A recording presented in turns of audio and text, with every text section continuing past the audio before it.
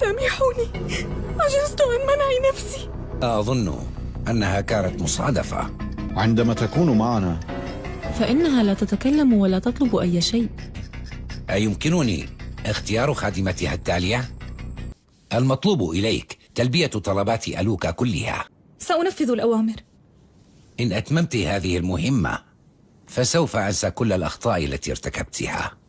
كاسوغا، نعم، ما الأمر؟ أعطني كبدك. ولكن هذا غير ممكن يا سيدتي. عزيزتي كاسوغا، أعطيني إحدى ذراعيك.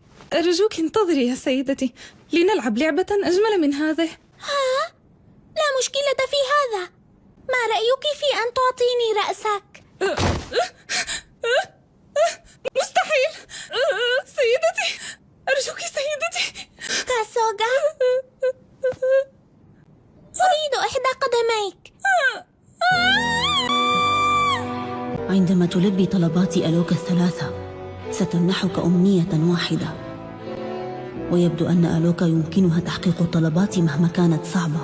في الغالب لن ترفض تحقيق أي أمنية، ولكن كلما كانت الأمنية التي تحققها كبيرة كانت طلباتها الثلاثة التالية أكبر، وهكذا تكون النسبة صحيحة.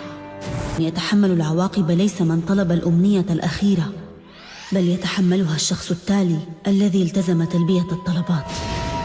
إن رفضت طلبات ألوكا 4 مرات متتالية فإن الذي يرفض طلبها سيموت مع أقرب الناس إليه، أي إنه على أقل تقدير سيموت شخصان في الوقت نفسه. وكلما كانت الأمنية كبيرة ازداد عدد الذين سيموتون بسببها. تلك الأمنية مات بسببها 67 شخصاً.